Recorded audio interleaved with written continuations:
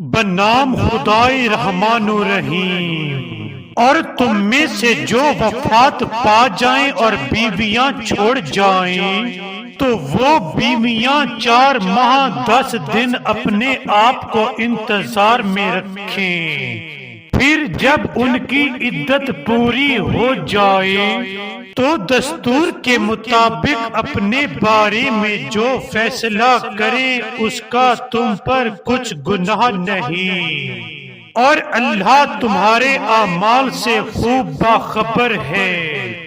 اور اس میں کوئی مذائقہ نہیں کہ تم ان عورتوں کے ساتھ نکاح کا اظہار اشارے کنائے میں کرو، یا اسے تم اپنے دل میں پوشیدہ رکھو۔ اللہ کو تو علم ہے کہ تم ان سے ذکر کرو گے، مگر ان سے خفیہ قول و قرار نہ کرو۔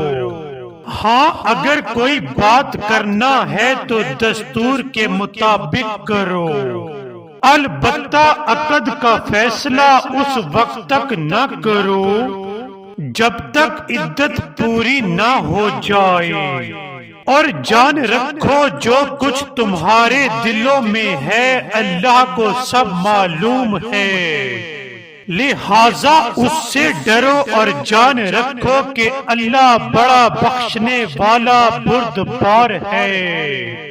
اس میں کوئی مذائقہ نہیں کہ تم عورتوں کو ہاتھ لگانے اور مہر معین کرنے سے قبل طلاق دے دو، اس صورت میں انہیں کچھ دے کر رخصت کرو۔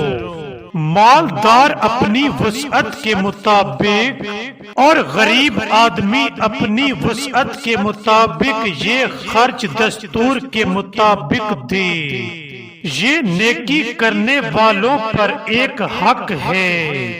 اور اگر تم عورتوں کو ہاتھ لگانے سے قبل اور ان کے لیے مہر معین کر چکنے کے بعد طلاق دو تو اس صورت میں تمہیں اپنے مقرر کردہ مہر کا نصف ادا کرنا ہوگا، مگر یہ کہ وہ اپنا حق چھوڑ دیں، یا جس کے ہاتھ میں عقد کی گرہ ہے وہ حق چھوڑ دے، اور تمہارا چھوڑ دینا تقوی سے زیادہ قریب ہے۔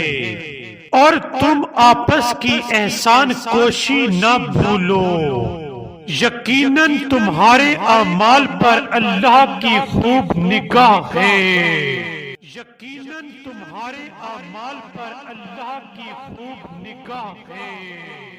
یقیناً تمہارے اعمال پر اللہ کی خوب نگاہ ہے۔